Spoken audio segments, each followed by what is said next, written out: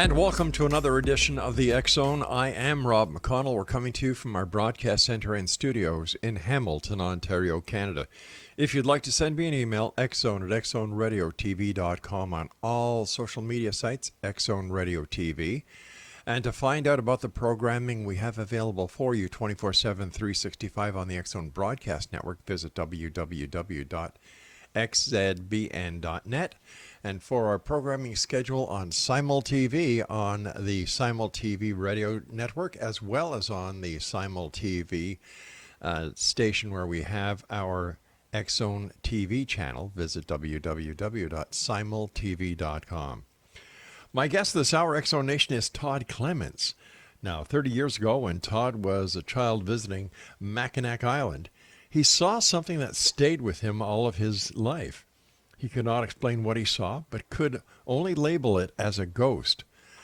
Now, this one event sparked the curiosity of a young man, and with a simple tape recorder and a set of dowsing rods, Todd began seeking out the unknown. He has researched fields including U.F.O.s, cryptids, ghosts, and other unexplained phenomena. However, he has always returned to the place where he had his first sightings, Mackinac Island, Michigan. Joining me now is Todd Clements. And Todd, welcome to the X-Zone. How you doing? Thanks for having me on. I'm doing great. Thanks very much for joining us. Tell us about that first experience you had on Mackinac Island, some 30 years ago now? Yeah. Well, I hate to correct you. It's Mackinac, drop the C. All right. We do it all the time. All righty, there we go. Mackinac, drop the C. It's the French way of saying it. I see. So it's an interesting island. It's got Native American, British, French, United States. Everybody's held it at one point. Right. And everybody says different. Yeah, I was on a summer vacation as a 12-year-old kid, and we were at Mission Point Resort. Family was there. We're swimming. It's hot. It's July. I just got out of the pool, and I grab a towel. I sit down next to my mom. I'm looking at there's really high bluffs around the island, and behind the pool there's a bluff, probably about 75 to 100 feet high, and I'm looking up at it, and there's little drops along the bluff, and then there's sheer bluff faces too. And I see someone standing near some bushes, and it's not at the top, it's not at the bottom, it's kind of in a section in between. And he's staring down at the pool, and I'm looking closer, realizing that he's not completely solid. He's kind of transparent person. And I was like, oh my gosh. My mom is sitting right next to me. I turn to her, I go, Mom, look, what's that? And it was completely gone. Nothing, not a trace of anything ever being there. Now, I'm still an adventurous, looking around, always exploring, type of person. I was Sure. like that when I was 12 too. And Mackinac Island's a pretty safe place for the most part. You're on an island. It's 8-mile circumference, and kids can go wandering. I was 12 years old. Me and my brother went wandering in the woods and tried to find the place that I saw the guy that was looking down at us, or at me, from the bluffs, and I found it. And I look to where this man would have been standing, and we didn't even do it, we couldn't easily climb down to it, and there's no way someone could just literally, in 2 seconds of turning heads, climbed up it and gotten to disappear. And there was nothing there he could have hid behind. There was nothing at all. Plus the fact that I could kind of see through him. And I was like, I just saw a ghost. And it stuck with me. When I was a kid, I was one of those kids on Christmas morning, you get all your toys, you open them up, and then I get the screwdriver, I take them apart, see how they work, and put them back together again. So I've always wanted to see how everything works. Well, ghosts are another thing. How does it work? What happens when we pass on? Why are they some people ghosts? Why aren't some people ghosts? Right. Where are they? How can I find them? It's pretty much what happened, and anything that's unexplained I got interested in based on the fact that I was the kid who was always wondering how things were done. That's where cryptids and U.F.O.s and ghosts and you name it. Anything from spontaneous combustion to telepathy and everything. I've been interested in all of it pretty much all my life. When you had your ghost sighting, how far would you say the ghost was from you where you were sitting? That's the first time anyone's ever asked me that. I would say 150 feet, give or take. About 150 feet on the bluff. There's nothing blocking between you and where he was. There was no trees. There was nothing. It What was was a straight shot. You could see him standing there looking down. and what was he wearing? He looked like he was wearing a T-shirt, and he had short hair. Mm-hmm. It was a light color hair, and that's all I could really see of him. I couldn't see legs. His legs might have been in the grass that was there, but there wasn't much grass, and it just wasn't. It was like he wasn't a full person. Did you ever find out who that ghost might be? I actually did, and it was years and years and years later. I came across someone who'd been at the resort, knew a lot of the history at the resort, and I was actually writing my first book, and I was like, okay, who is this? Mm-hmm. I saw this ghost when I was 12 years old. I don't know who it was. And she goes, oh, Harvey. She knew all about him. A lot of the staff at the resort knew about him, too. And it's a nickname. It's not his real name, but we use that as his nickname.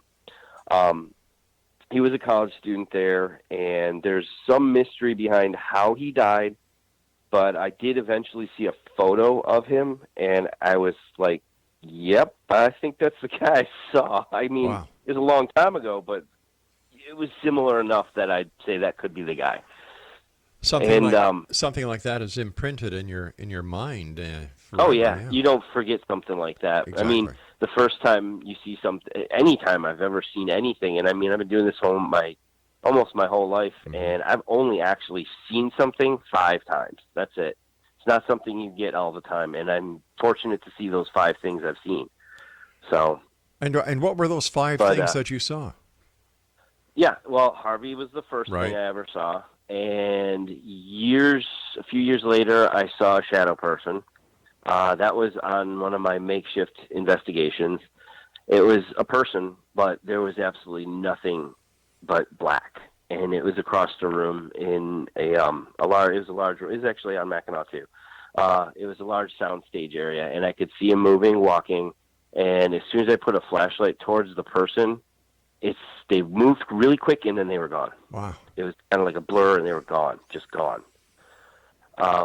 Another one, and I saw on another investigation, same place, 2 shadow figures in the same area. That was with other people on that one. There were witnesses to it, but of course we didn't get it on camera. You never do, right? Yeah. The other one was Harvey again. That was and actually we do a tour on Mackinac Island, and one part of the tour at the time goes in the theater at Mission Point Resort. And this tour was going on, and the tour guide that was telling them some of the stories was on the stage, and they were in the seats. I'm in the very far back of the theater, and nobody knew I was in there because the lights are all out. The only light is the light on the stage so that you can see the tour guide talking. And nobody knew I was in there, and I didn't want to say anything, but I'm sitting there in the back freaking out because right next to me I can see, if I'm looking at the stage, I can see a person standing right next to me. If I turn my head towards them, they vanished. And the more I turned my head back towards the stage, the more they became a solid person again. And they weren't just standing motionless. They were shifting their weight. They moved their arms. I'm freaking out in the back, but I knew if I had said anything, everybody in those seats, including the tour guide on stage, would have probably had a heart attack because they're all on edge hearing a ghost story. And I would be like, turn around, take a picture, please, hurry. And they'd be like, oh. So I didn't ever do anything with that one. And the other one was, the last one I saw was in the woods. I saw something that looked like a person in the woods. All my sightings actually have been on Mackinac Island. I've had other experiences, but the actual sightings where I saw something were on Mackinac Island. And it could have been it looked Native American, like a Native American man with some sort of a headdress on. It was down a path, and he disappeared, but there's nobody in full headdress running around on Mackinac Island unless it's like a special parade or anything like that. And he was on a path. I was walking down, and I saw him in the distance, and then he took off in the bushes, and I was like, that doesn't make sense. There's nobody wearing those kinds of clothes on this island, and he was gone. Wow. You and I have to take our first break. Please stand by. Exo Nation, our guest this hour is Todd Clements, and he is the gentleman behind Haunts of Mackinac, www.hauntsofmackinac.com. And if you'd like to find out more about Todd, Mackinac Island, and such, his book, The Haunts of Mackinac, is a great resource of the island's history, legends, and ghost stories.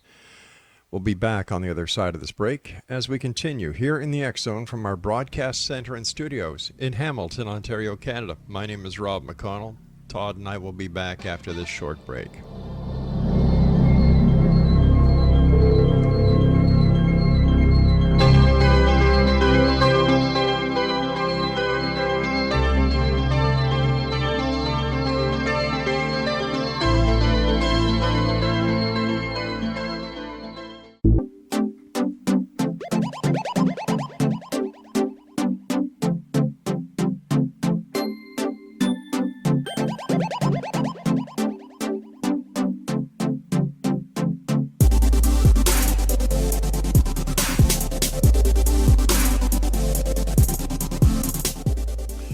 Todd Clements is our guest this hour, Explanation. We're talking about the Haunts of Mackinac.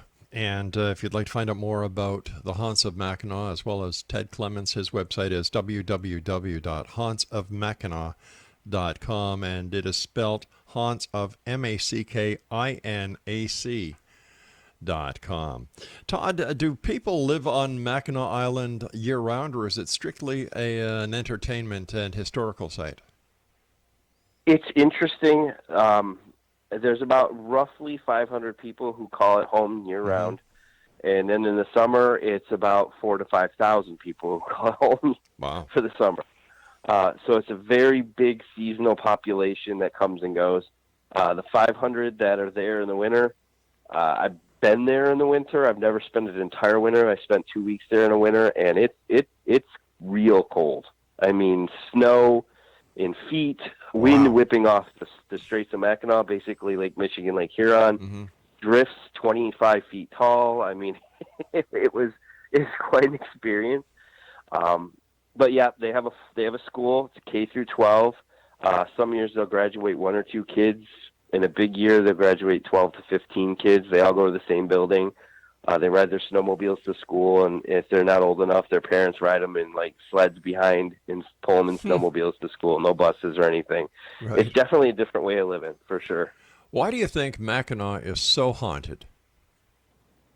That's something, because being the person who likes to tear everything apart, I'm like, why? I've always asked myself the same question.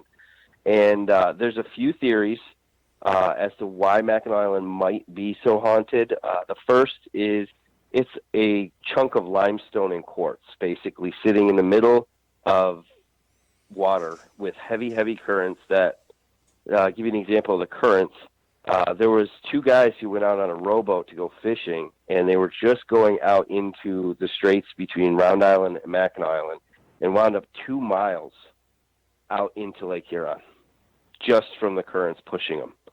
So it's really strong currents, which drags, obviously, sand, rock across the bottom, and it creates a very small natural electrical charge, but still, over time, it can build up.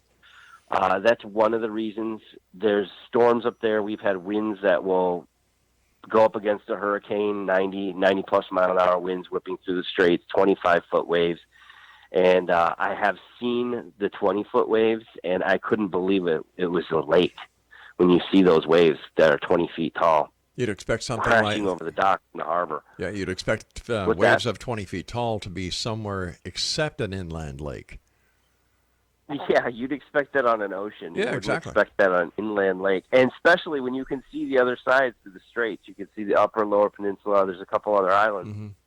There's never a place you can't see the other side, and these waves are coming through, and they were huge, and the wind and it can get rough. Usually it's in the fall that you see those kinds of that kind of weather. It's like late October, November that happens when the seasons are changing and everything's getting whipped up. Lightning hits the island on a regular basis. That's another thing, which can get into the rock, the limestone, the quartz, and it charges it up. It's just a theory, but I think it may have something to do with it. The island has a lot of history. The history has a lot to do with it. Native Americans, as far back as we can tell, have had something to do with the island for nearly 8,000 years. They found walrus bones on the island. They found a walrus skull on the island at one point. So it was definitely something was there during the Ice Age. And back those times, they've just recently had a submarine find some caverns, not too far offshore, but far enough that people aren't going to go snorkeling to it. And they said there were pottery shards in these little scoop caves down below the water off the coast of the island. So it's got a very long history. The War of 1812, the Revolutionary War, the fort on the island, most people don't realize is not an American fort. It's a British fort from the Revolutionary War. A lot of people think it's an American fort because it was an American fort most of the time, but the British actually built most of the fort. They manned it until there was a treaty that was signed for after the Revolutionary War, and it became the United States. And then in the War of 1812, some of the first cannon fire during the war actually happened on Mackinac Island. Actually, the first cannon shot. There was no guns, nothing, just one warning shot. And the American side surrendered the fort to the British because they couldn't defend the fort. They couldn't defend the town. We just said, okay, hands up. We got 60 men here. You guys are on the high ground. You got a cannon pointed down at us. They had a militia of Native Americans. They had all their British soldiers ready to go, and they never even knew they got there. They came over in the middle of the night. That's where British Landing, which is a spot on the island, that's roughly the area that they docked all their boats and their ships and everything, and then they hiked through the woods to get to the high point right above the fort, and they took the island, and we didn't get it back till another treaty in 1814. My goodness. So that seems to have been the way the forts went back then during the War of 1812. Yep. Back and forth, back and forth. Kind of silly when you look at it these days, but at least we're the best of friends now, the United States and Canada. Yes, we are. Let me Absolutely. ask you. We're buddies. We are. We truly are.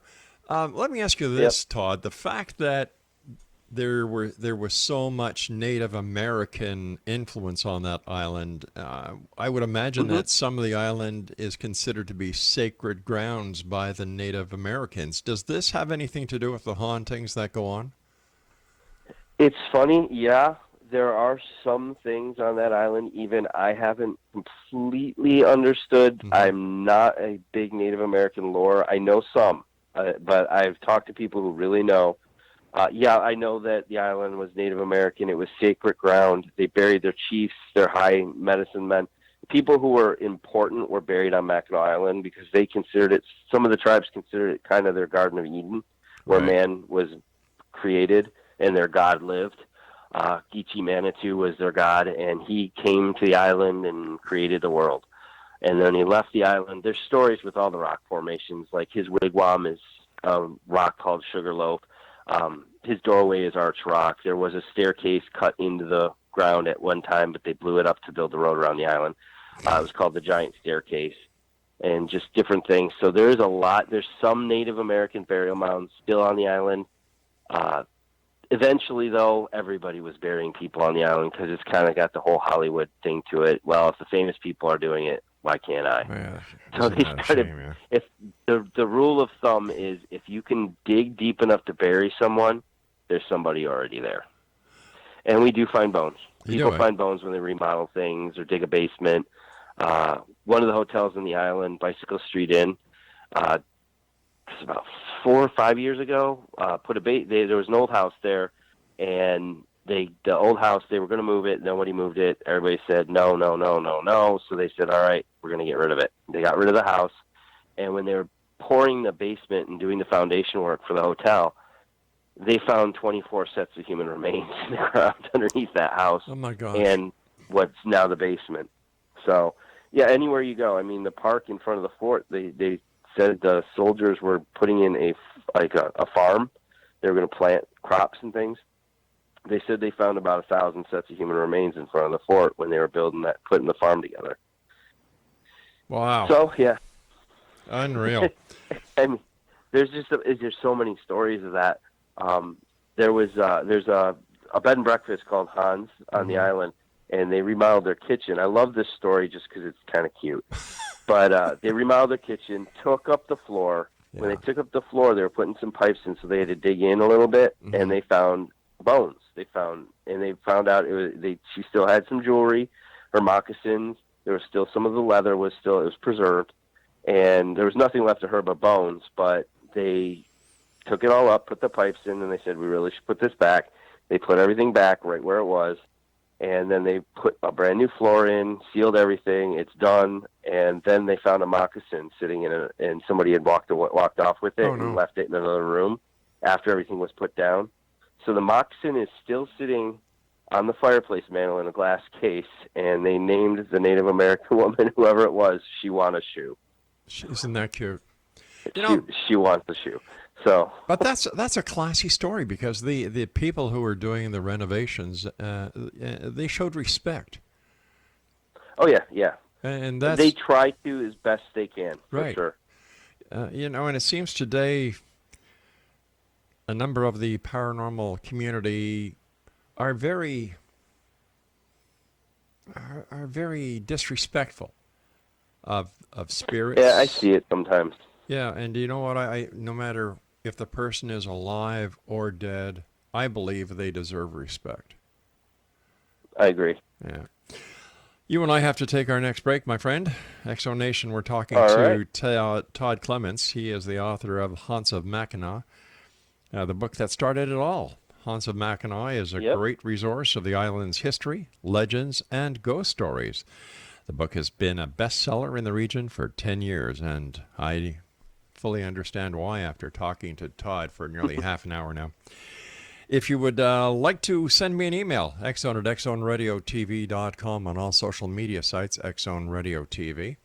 And don't forget, the X Chronicles newspaper is always available for each and every one of you with our compliments at www.xchroniclesnewspaper.com. Read all over the world, and you can read it online or download it. Or if you'd like to pay for it, go to Amazon.com. But why do that when we're giving it to you for free?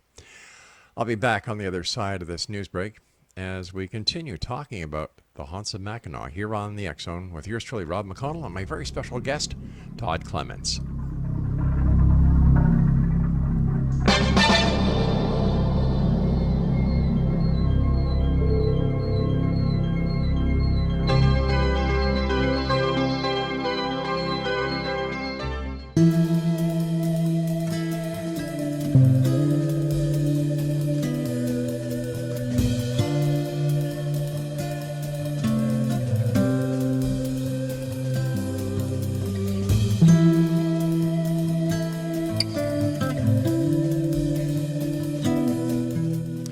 Coming to you tonight around the world on iHeartRadio, the Mutual Broadcast Network, Talkstar Radio Network, and of course, the X-Zone Broadcast Network. And we're so happy to be part of Simul TV.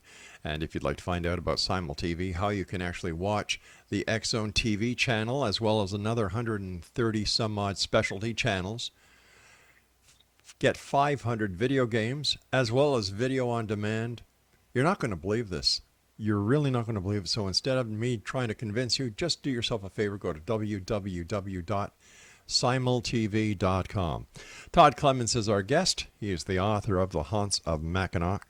His website is hauntsofmackinac.com. Tell me about the Grand Hotel and some of the stories that are within the walls of that. Everybody wants to know that one. They don't like talking about their ghost stories. Why not? Why not? It's great for business. I think I agree, but I think it has something to do with they just want to portray that image of ultra resort, very, very nice, classic, traditional. I understand, and we respect them for it. I mean, I understand, but sure, they got ghost stories, and well, I talked about a few of them every now and then. I'll tell everybody, oh yeah, you gotta watch. That's it. What's that? I said that a boy, spill the beans. Mm-hmm. Share the info. Well, let's see. One of my personal favorite ghost stories, which I've heard from, I've never had an experience personally, but I've heard it from too many guests at the hotel to say, yeah, that's not true, because these people don't know each other. It's been years and years I've heard these stories from multiple people, different times. They're from different states. They're coming in and visiting. And it seems that if you're in a room on the second floor above the dining room, sometimes late at night, usually after midnight, after 1 a.m, you'll hear noise below. And it's not just like a rumbling. It's chatter of voices, glasses clinging and clanking, and occasionally hear big band music playing. And one person actually told me that they went to the front desk, or they called down to the front desk to see if anybody was in the dining room, and they said it was empty. He still heard the noise coming from below, which was the dining room. He actually came downstairs, looked in the dining room, lights were off, and it was completely empty. Wow. Goes back to his room. He can still hear the music coming from the floor. It said it sounded like there was a big party below his room. So, and I've heard the same story from several different people. So I think that's one of the interesting kind of residual haunts that goes on at Grand Hotel. And I don't see how they're scared, and that doesn't scare anybody. There's a story of a little girl who accidentally fell out of a window. I can't remember if it was the 50s or 60s. I have so many dates in my head, I can't always remember the exact dates. They said her name was Rebecca, and she will appear to children in hallways. She's very friendly. She's not menacing. She just kind of wants to play, but she only approaches kids. And I remember one kid telling me the story. I was doing a book signing on the island, and his mom brings him up. She's like, "Will you just tell him what you saw?" This kid's nervous. I don't know why. Because I wrote a book. I don't know what. It doesn't make anything special, but he tells me the story. He's like, "Yeah, I was coming back to the room, and this little girl was down the hallway near our room, and I was kind of scared to go up to her, and she was smiling." And she had something in her hand. It looked like a ball, and she tried to roll it towards me, and I saw the ball coming towards me. I went to go get it, and it just kind of disappeared. I look up, and she was gone. So, and I hear stories of little kids coming into contact with her, and she's a friendly spirit. She just kind of wanders around trying to play with the kids that are at the Grand Hotel. You know, that brings up an interesting point. Why do some spirits, and this, I'm asking you for your opinion here, why do some spirits linger and others go? That is the question everybody wants to know the answer to. I have my ideas. I think some don't know they died. It's a sudden death, quick, you're gone. If you ever seen the movie Sixth Sense, that kind of a thing, you didn't know you died. Yeah, that was Bruce Willis, right? Would have been one of those. She fell out of a window. She was dead in a second, and she didn't know she died. Wow. That's a possibility with her. Then there's the residual, the one that is kind of like trapped. It's a memory trapped in time or the environment or the rock or something in the wood. And every now and then it kind of is like an echo of something that happened a long time ago. Then there's ones I think that just don't want to leave. They're scared. They don't want to go wherever it is we go, heaven, hell, depends on belief systems. And they just don't want to. Unfinished business. They're there to do things. We have pretty much all of these on the island in various locations, different types. The unfinished business ones where there's story of an innkeeper at one of the bed and breakfasts, and she checks on guests. She's always was meticulous through her entire life of making sure everyone who stayed with her in her bed and breakfast had the best stay you could ever have. She made sure they had the fresh sheets, fresh towels. Is there anything you need? And she always would check on people. And there's a few stories from the bed and breakfast that she'll check on someone and then walk through the closed door. They couldn't tell she wasn't there. They said she looked like a real person and then would walk right through the door. I also understand that there's a story about 13 children who died of typhoid fever. Yep, that would be the Mission House. That is technically the oldest hotel on Mackinac Island. It was built as a mission by not Robert Ferry. Yeah, it was Robert Ferry. I believe it was Robert Ferry. Reverend Ferry. That's what we knew him as. It was built in, I believe it was 1827.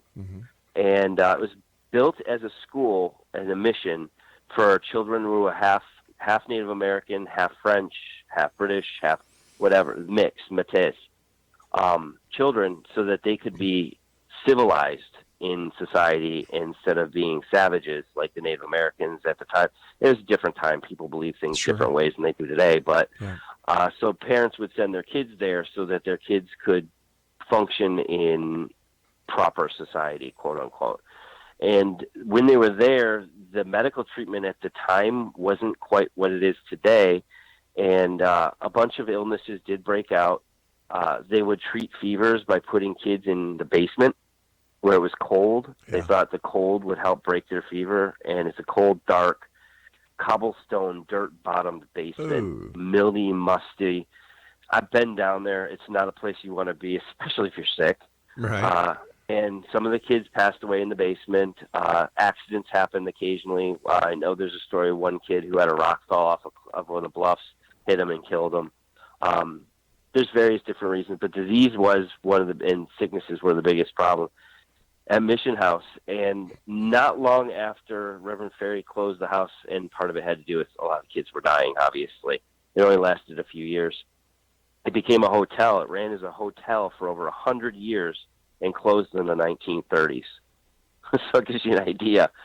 That was a hotel for 100 years, almost 100 years ago. So it's a very old building.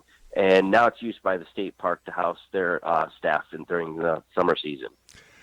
In your opinion, where is the most dangerous place on the island? Next to a bluff.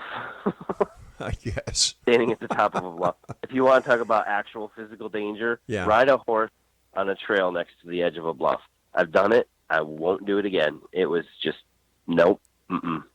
That horse made one wrong step or got spooked, you're going down 90 feet. So that's my definition of danger. It's just falling off of a bluff for sure. What's the drowning pool? The drowning pool, it's a legend. It got built into something bigger than it actually is. Mm-hmm. And it's all over the place. Not our story. It's a story from a couple of the locals on the island who I think were having some fun with people. And we did our research after... Go ahead. No, I'm listening. Oh, okay. We did some research after we heard about it. We told a few people about it. We put it on our walking tour for about 2 years, just because it was a very interesting story. The story is, and this is a legend, and it's not true. We found out through our fact-checking it is not true. Took some time, but we found out. There was a Salem witch trial type event on Mackinac Island. The story was that there was brothels on the island, especially when the fur trade and the fort were fully active. It was mostly men on the island, and brothels popped up. There's record of roughly 7 brothels at the peak. Sounds like Nevada. And there was it was like the Wild West without gunslingers during the fur trade. There's a lot of amazing stories with that. But somehow some men were caught by their wives who were on the island in one of the brothels. And they claimed the women in the brothel were witches, and they bewitched them to come to the brothel and the house of ill repute, which makes it a good story. Yeah. And then they took the women and said, well, if they're really witches, we have to figure out, in Salem they did this. Let's try that. Let's go to the pool of water that sits near the edge. There's right now the water's too hot. But when the water's lower, it's a pool of water. And the lake has come over it. Now it's just part of the lake right now. But when the water's a little bit lower, there's a pool of water. It's roughly 15 to 20 feet deep in the middle. And they said that they tied rocks around their ankles and threw them in. And if they floated, they were witches. We'll burn them. And if they sank, we're sorry. You're innocent. Sort of like the Salem story. And the story goes that the ghosts of the 7 women who were executed at the drowning pool come out and seek revenge on those who get too close to the edge of the water. Todd, stand by, my friend. You and I have to take our story. final break. Exonation. Todd Clement is my guest. Okay. www.hauntsofmackinac.com. And Todd and I will be back as we wrap up this hour here in the X Zone from our broadcast center in Hamilton, Ontario, Canada. Don't go away.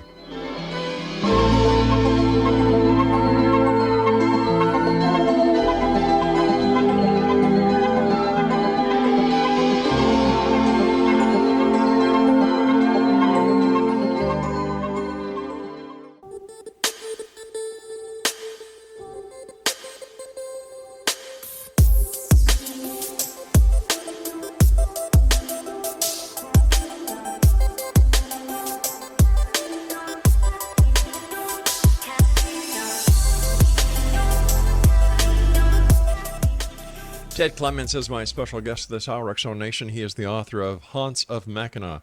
His website is www.hauntsofmackinac.com. First of all, Todd, thank you so much for coming on the show. It has been a delight speaking to you. You're welcome. And before we go on, could you finish the story about the drowning pool? Yep. Well, long story short, it's a legend, and we did the research and found out that there was one person executed for prostitution during French rule in St. Ignace. And the story is she was probably taken into the lake and drowned. I guess during French rule, prostitution was punishable by death at one point. That's we rather also found yeah. that, yeah, it's pretty brutal. Yeah, especially for the French.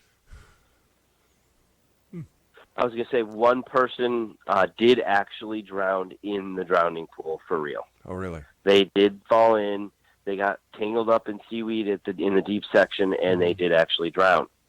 Now, the paranormal activity in there's a little bit. You see some strange splashes. You hear footsteps on the gravel rocks around it occasionally. Could it be the person who drowned in there? Maybe, but we don't know for sure. So that's the true story of the drowning pool. Excellent. Tell me about the walking tours that you do. Oh, yeah. We started the walking tour about 2 years after the first book came out. It was basically, I did book signings all the time on the island because the bookstore they asked me to be there to do book signings all the time because it did well. And I said to some of the people who are getting books, I was like, how'd you like to go? What are you doing tonight? You want to walk around? I'll tell you more ghost stories. I got tons that aren't even in the books. And they were like, oh, yeah, sure. So one night I decided to have a sign-up sheet. Had 70 people sign up to go. 70 people showed up. I took them. I was a nervous wreck. Had never done public speaking on that type of a basis before that night. And I was nervous, but I knew the story, so I just started telling them ghost stories and history and everything. It took 3 hours. And they all stuck with me except for two people, a person in a wheelchair and a person pushing them. Those are the only people who said, we're tired, you're doing a good job, but we're done. And at the end, someone had kind of came up to me, everybody kind of walked away, and he said, you're an idiot. You should be charging to do this, and you should be doing this every night. And I've been on ghost tours in other cities and everything, and I was like, you know what? I never really put two and two together, but you're right. I could do this. I could do this and have a tour, and we could have a business, and it's good with tourism. Yeah. And we found a spot. We started doing the tours. I don't give tours as much. I'm not as theatrical, so I hire actually tour guides who have theater backgrounds as much as we can because they can give a story better than I can, and they learn their scripts, their lines, and they tell you everything they know. Some of them have been on the island. One of our tour guides grew up on the island. Not right now. This is last season. They went to college. But we just kind of tell you all the stories. We tell you some of the stories. We always tell everybody it's an hour-and-a-half tour, and we could make it 8 to 10 hours if we wanted to tell you a whole lot. And we just kind of take them through downtown, stop at some of the spots. We don't cover everything. We change it all the time. If you've gone on a tour every other year, we change the tour. Pretty much half the tour is new every other year. As someone who has an interest in psychology, how do you explain the draw of the paranormal in today's society? I think it's just people want answers to things they don't understand. It's kind of like I was when I was a kid. Yeah. I wanted to know how it worked. And, I mean, I think some people are scared of their own mortality. What happens? Is this it? They want to know, is there more than this? And I think that draws some people. They've lost loved ones. I find a lot of people who have lost loved ones get interested in the paranormal because they want to know that they're okay. Yeah. That person they loved is still okay. It's just and it's fascinating. I mean, not just the whole ghost story thing. I mean, the fact that there could be visitors from other worlds with UFOs or animals that live on Earth that are rarely seen. People say Bigfoot, no way. And I'm just like, the gorilla wasn't known as an actual animal until the 1920s. It was Bigfoot. Yeah. And people are like, serious? I was like, yeah. People didn't believe it existed until the 1920s. I mean, it's 100 years ago. So it can happen. And they find new species all the time. So I understand that you've actually done research in the field of ufology. And what have you found, or what did you investigate? I wouldn't consider myself an expert in ufology. I've seen one when I was a kid, and of course that freaked me out. My mom actually destroyed the transmission on her car when it happened. Oh my gosh. It was in Detroit. And it was reported, I think, across several states. It was on the news. It was it looked kind of like a cloud, sort of like the shape of the state of Michigan, kind of a mitten shape to it, going against the wind. And it was reported in several states. We saw it, and it was you could tell it wasn't a cloud, but it looked like a cloud. And I remember we were going to grab some dinner, and it was, I don't remember what month it was, but it was dark out. It was just gotten dark, and my mom threw the car into reverse straight from drive while we were still moving to get us back to our house. And her transmission got just wrecked from doing it. I remember that That'll do it. Because we had hear the transmission clunking on the way trying to get back home. I'd just like to go back to your walking tours for a second, Todd. Yeah. Do people come up to you after the tour and tell you about experiences that they've had while on the tour? Yes, we do. We never guarantee it on the tour, but we do tell them things have happened on this tour, and some of the things that have happened on this tour are now a part of the tour. We'll talk about it, where it happened. There is a house on the island called the Biddle House on Market Street. We go by it. We tell the story of one of the Biddle daughters who passed away. Some say it was tuberculosis. Others say it was a broken heart. It's kind of a sad story. But the ghost story is actually at the cemetery, but we tell the story when we're standing in front of the house because the cemetery is too far from town to walk people to it. During the tour, several times in the past 3 years, people see a little girl peeking out of one of the upstairs windows. This has been happening on almost not regular basis, but too much for it to be coincidence. And we think it might be Sophia Biddle's younger sister, Mary, who fell through thin ice, and she developed pneumonia and died in the house. And some people think that she might be who's haunting the Biddle house. And that's one that we always point out to people on the tour. We're like, keep your eyes on these windows. You might see a ghostly little girl in those windows and they take tons of pictures. We've got some good ones, but of course we never get them. They never send them to us. They just tell us, oh, we've got one. That seems to be the way it goes. Would you say that what would be the demographics of the people who take your tour? Is it mostly men, mostly women? Is it a mixture of all ages, or we find it's mostly women. Because of course the business side of it, I want to know who my customers are for the tour. It's mostly women, probably about 70 to 75% women. And they're usually between the ages of 30 and 60. That is our peak. Yeah. Those are the people who love to go on the ghost tours. Most men are more skeptical about a lot of it. And they come on the tours occasionally. They want to hear the history. They don't care about the ghost stories or anything else. They just want to hear about the history on the island. And we do the history, but we do some of the darker history, which kind of makes it a little more interesting. Now, your ghost tours, what is your schedule during the summertime from now until when you close?